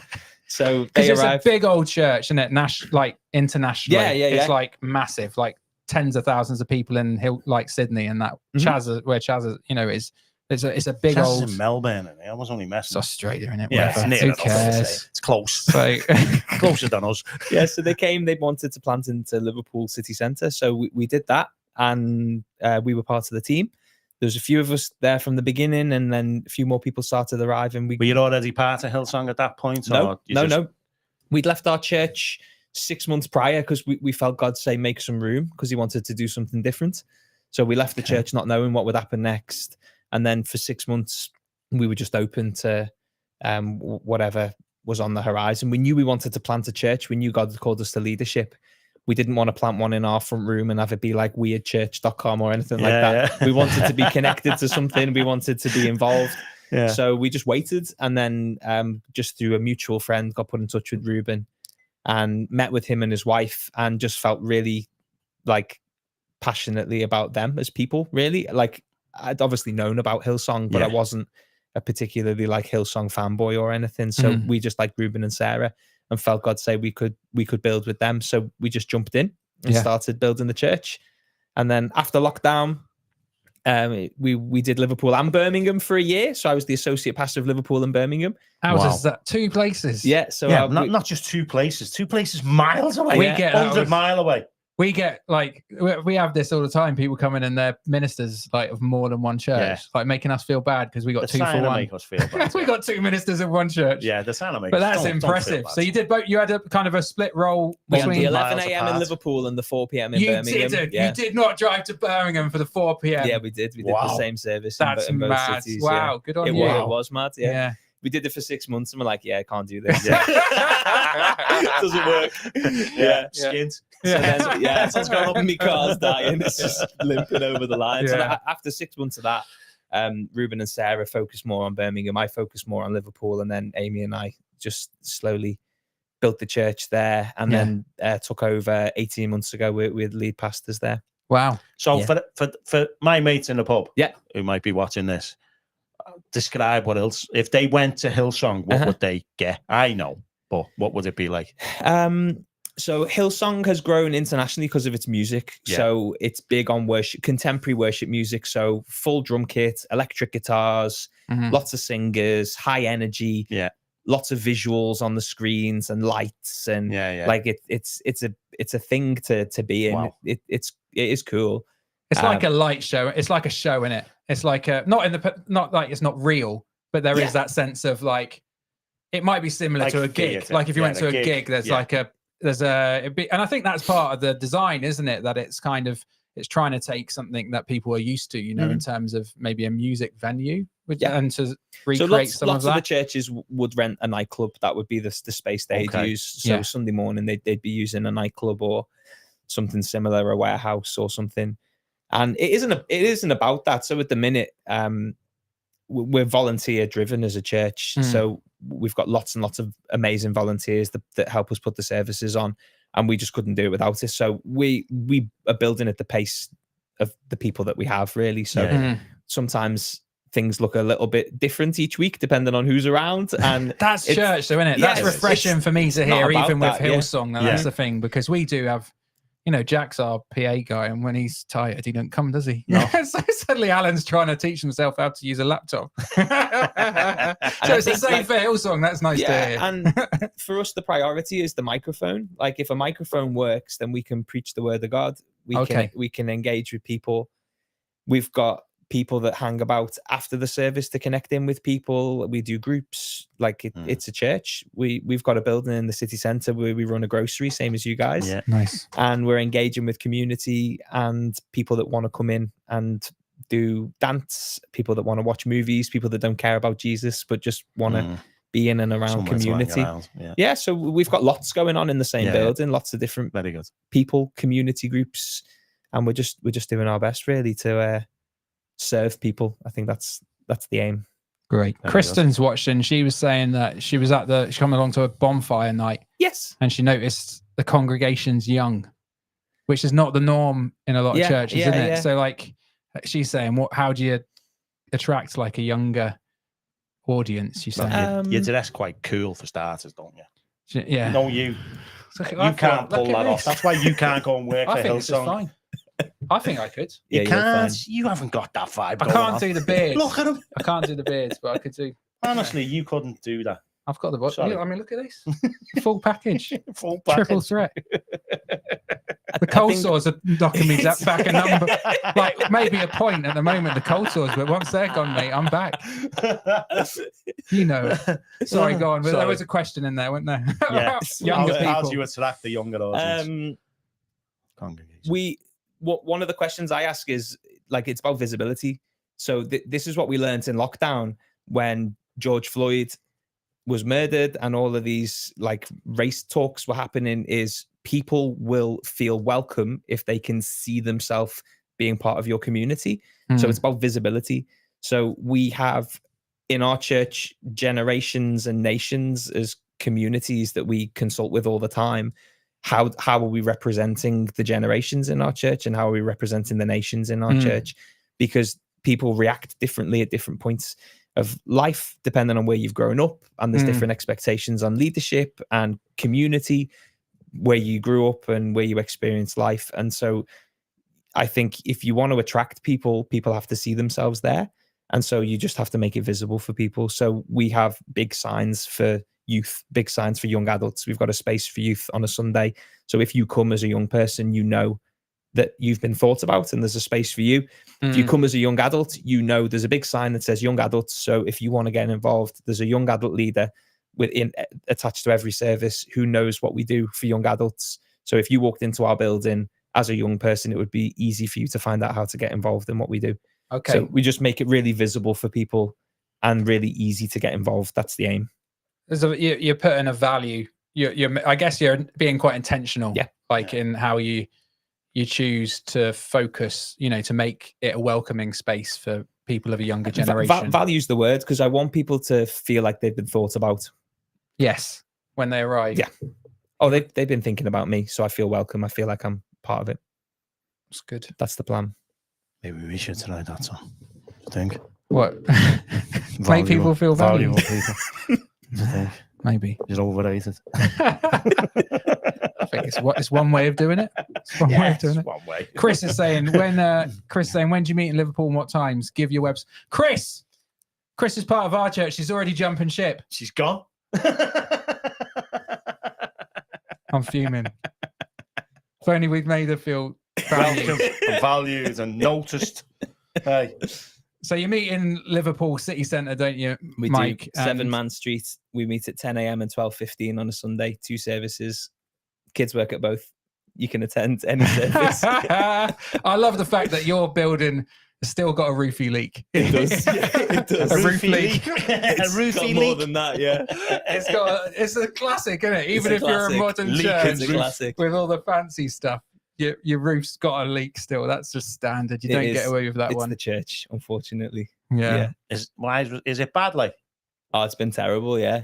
is it your roof or is it your gutters and downspouts? So and stuff? it's the downpipe. yeah, downpipe filling up too much. It fills up and then Yeah. it Yeah, overflows into the yeah. rehearsal rooms and they block it Yeah. because they don't want the water in there.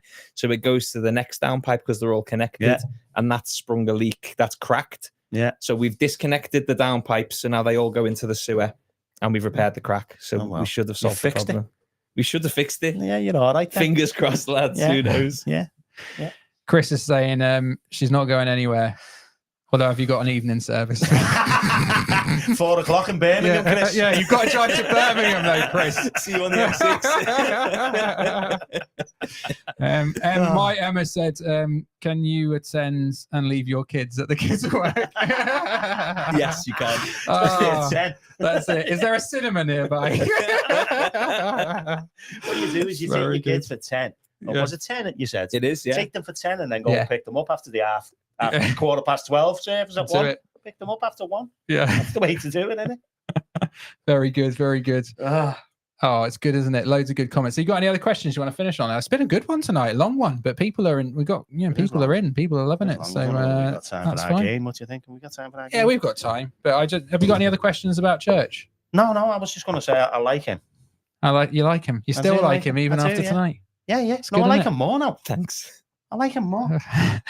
I remember him when he was working at White Kids and that, and I liked you then. Thanks, I Alan. thought you were a, I wanted to come on thought because you I were a like you good- too. I Yeah. thought you were a really good guy.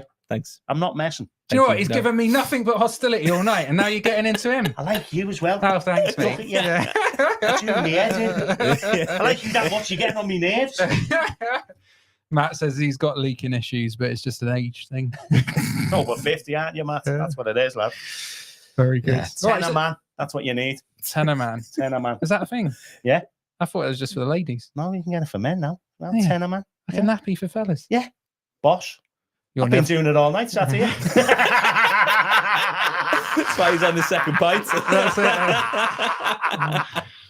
Oh, dear. all right, come on then. Let's crack on with a game. And I tell you what, we Yeah, might, go on. maybe we can get you back another time, Mike, Yeah, because I that'd be feel like fun. we're just We haven't- scratching the yeah, we surface haven't. there. We haven't touched it, have we, really? Yeah. Okay, we're going to Okay. play Blankety Blank, Mike. Let's You go. know the Blankety rules of blank. Blankety Blank, don't you? Go on there. Blankety Blank. Blankety blank.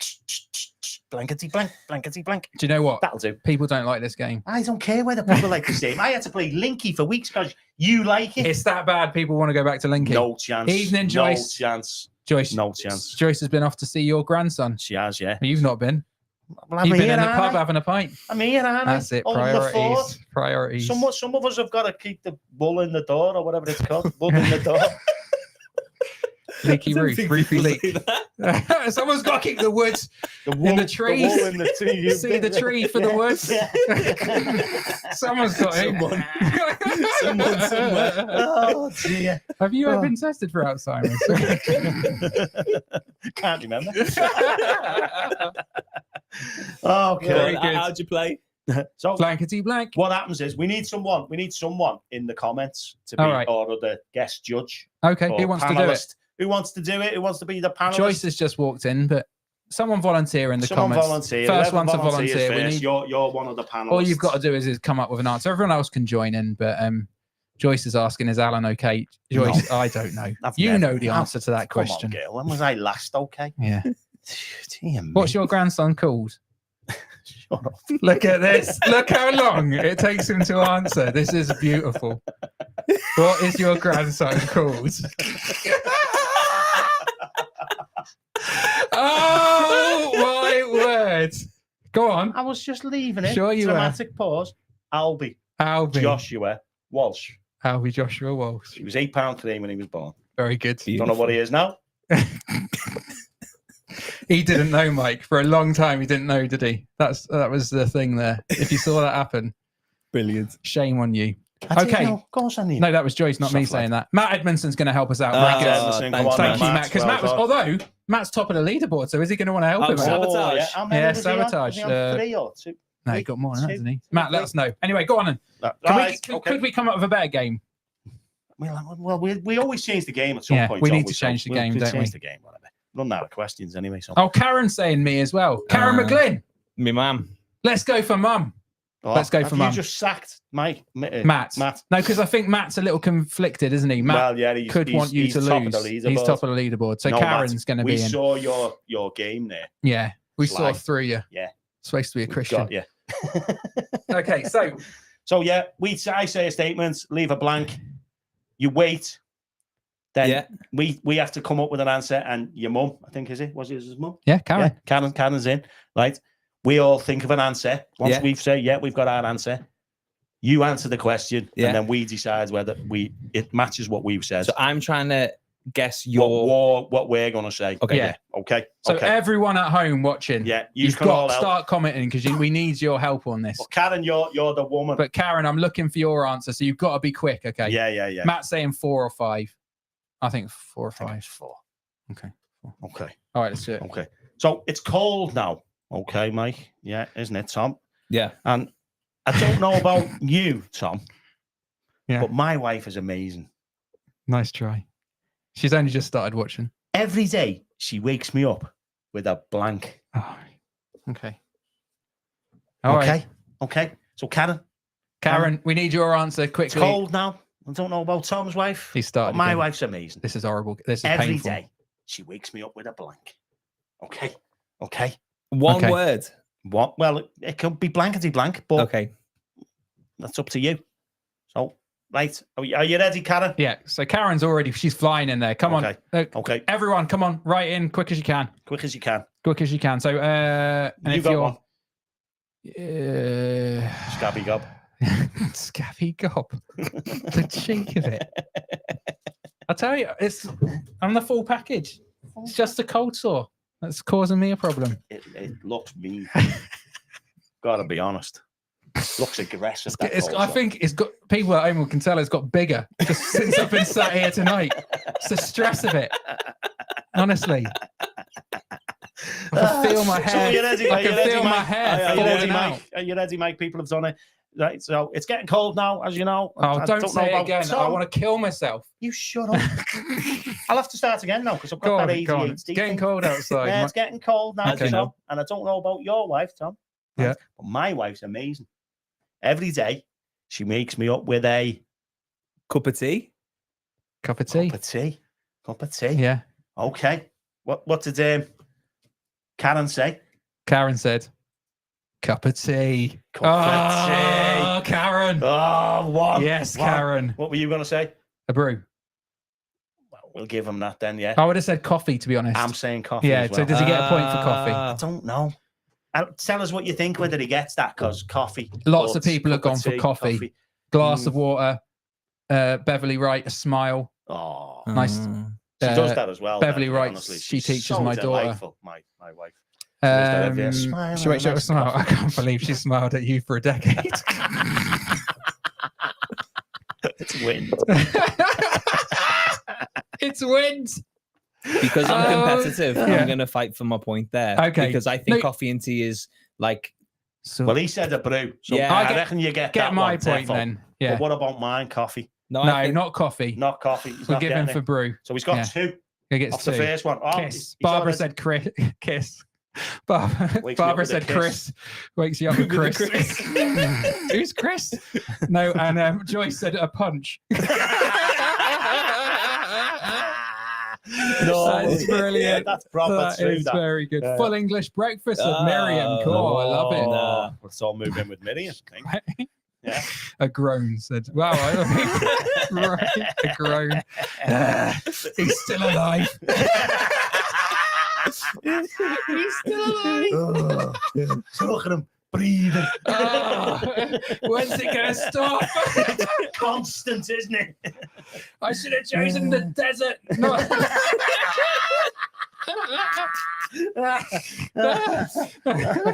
Okay, you ready for your second Okay. one? Yeah. Okay, Karen. My Uncle Billy was a bit of a lad when he was younger. You know me, Uncle Billy. Do I? Yeah, okay. You're right, Billy. He ended up in he still prison. alive? Yeah, Oh, all right. he ended up in prison on his 21st birthday. Is this true? No. No, Okay, sorry. I haven't even got an Uncle Billy. Sorry, lad.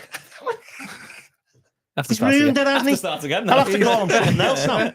He's ruined the illusion. My Uncle Billy, I thought your uncle was Tommy. he's No. dead. He's dead. Yeah. I remember. My Uncle Billy was a bit of a lad when he was younger. Yeah. He ended up in prison on his 21st birthday. Instead of giving him the key to the door, they gave him a blank instead. Okay. Quick as you can at home, Quick please. as you can. Mike, just let that ruminate for a second. Just have a little think through on what Yeah. that is. I'll read it out again. Please do. I will. I thought, My Uncle Billy was a bit of a lad when he was younger. He ends up in prison on his 21st but birthday. someone just put you on fast forward. Instead of giving him a key to the door, they gave him a blank instead. Okay. So that's All what right. it is. So is Karen ready? Go on, let's have a look. Quick as you can, write him in at home. Let's have a look. Where's Karen? Karen's given up. She thought I put enough of this on. Tal, I'm not reading that. It's quite funny, that's all. No good to the week. Unless if you're listening to this on catch up, you're not getting Tal's comments. You have to go back and watch it on Okay. YouTube. Okay, I think we've got Karen's answer in there. Okay. Yeah. So, Okay. Mike, my Uncle Billy, 21st birthday, didn't give him the key to the door, they gave him a blank instead. Ball and chain. Oh, nice. That's quite good. I think that's quite good. Is that what you thought? No. I think he has made the mistake of thinking we're better at this than we are. Yeah, I do, yeah. I mean, I had to go for the obvious answer. well, But I we'll didn't see. think there So was an let's see, obvious Karen. answer. Of course there's an obvious answer. Okay. Karen went for cake. They gave him cake instead. What was she? Different game, like, but same sounds effect. Cake. Right. So what were you going to say? Cell. Like a cell. They gave me a cell instead. I gave him a cell. Him a cell. I was giving it you. A file? Ah. So you could get out. Mel said file. See, there you go. Well done, Mel. Well Point to done, you, Mel. Mel. 2 years. So you're still on 2. Padlock. Sorry, 2. Okay. You've got a chance still with So the what? last What question. did we Okay. say? It was 4, wasn't it? We went 4 with Matt. 4. Yeah, we went for 4. Yeah. All right. Okay. Oh, his birthday, Karen. Oh, sorry. I think I misunderstood the question there. I did misunderstand. You read it 5 times and I still didn't understand it. You just don't listen to me. Go on, I'm listening That's this what you time. do. Last one. I'm going Last to try one, okay. really hard for you, Mike, on this one. I'm As we going to said listen. last week, Tom, we're all trying to do our bit to save the environment. My neighbour Craig takes it very seriously. Evening, Remember Craig. him last week? Yeah. Yep. So seriously, he started cutting his grass with blank instead. Well done, Craig. Okay. I feel like that's just a Craig's hard... like an eco warrior, you know. Is he? Just think the Okay. obvious.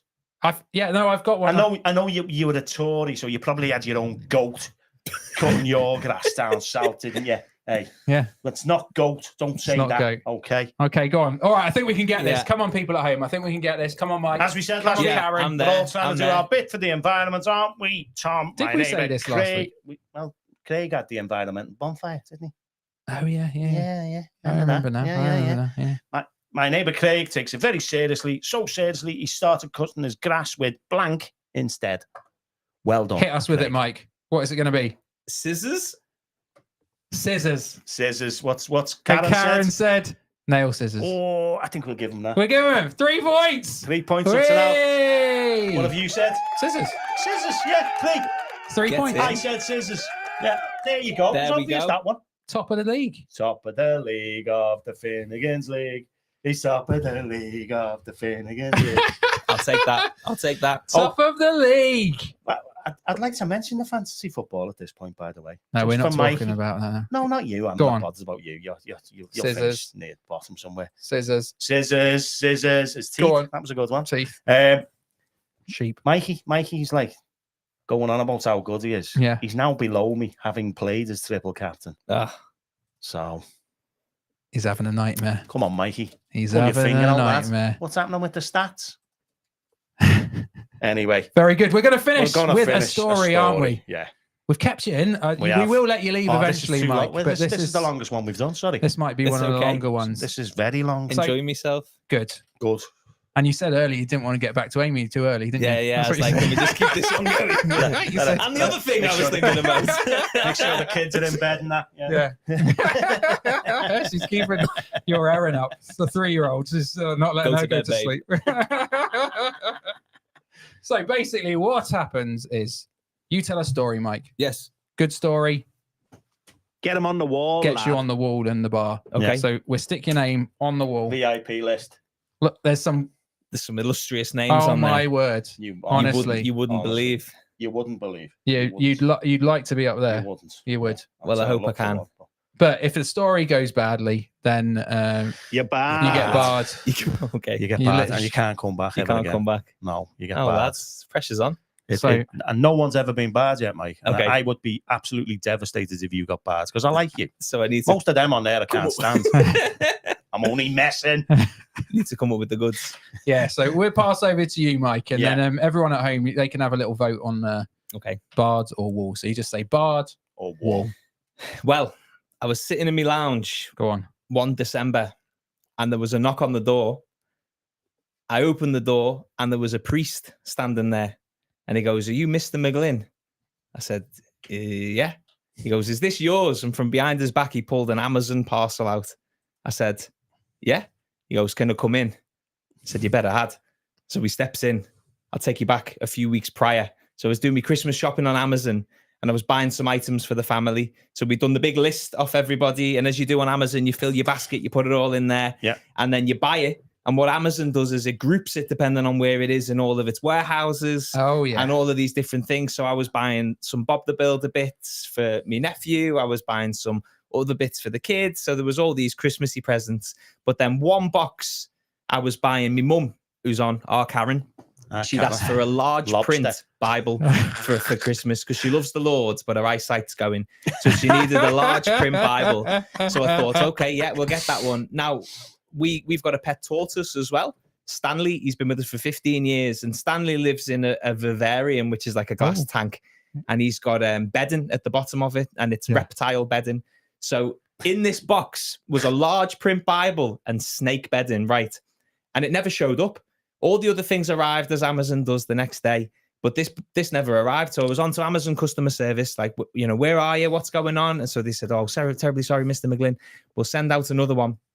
So they did. A few days later, it arrived, and I thought nothing of it until the priest knocked on my door, and from behind his back, he pulled out the box with a large print Bible and snake bedding, and he went, "You will never guess what's happened." I said, "Priest, you need to tell me what's gone." And he said, "Well, a few days ago, we were doing a funeral in the village, and this woman burst through the doors of the church beside herself in tears. She burst through the door and she goes, 'I need somebody to come and do an exorcism in my house.'" They said, "Oh, okay." So the priest comes round to her house. She said, "I was lying there watching the telly the other night and I heard this thud at 1 a.m. and I went out to the garden, and in the back of my garden was a box with a large print Bible and snake bedding, and I think there's some cult trying to attack me house." And so she went back into the house. She closed the door. She said, she said she's heard the doors banging. She's heard people walking around upstairs that aren't there. She's become demon possessed by this Amazon parcel that's landed in her garden. And so she came to the church. The priest came back to her house and performed an exorcism in her house with the holy water going around every room, renouncing the devil and all of his works so that she could be freed from the cult activity that was happening. And so they got the box, they blessed the box, and they were then going to knock on the door of the cult leader's house to find out who was dealing with large print Bibles and snake bedding. And they knocked on the door, and it was me. I was standing there, and I invited them in, and I said, "I'm terribly sorry, Father, but it wasn't cult activity. I was just trying to buy my mum's Christmas present, and I was trying to buy me tortoise some bedding." And so we sat down and I said, "If it's going to help her, she can come over and meet the tortoise if that brings some form of closure." But he said, "Probably best not to." So she went back. Her house was delivered of demons. Wow. And on Christmas Day, my mum got to open her Bible, and Stanley got his bedding. That's mad. So there you go. Is that the first time you've been accused of leading a cult, mate? That's exactly what I was thinking. Can't be the first time, mate. You've been told you're a cult leader. I'm very used to those conversations. Oh wow!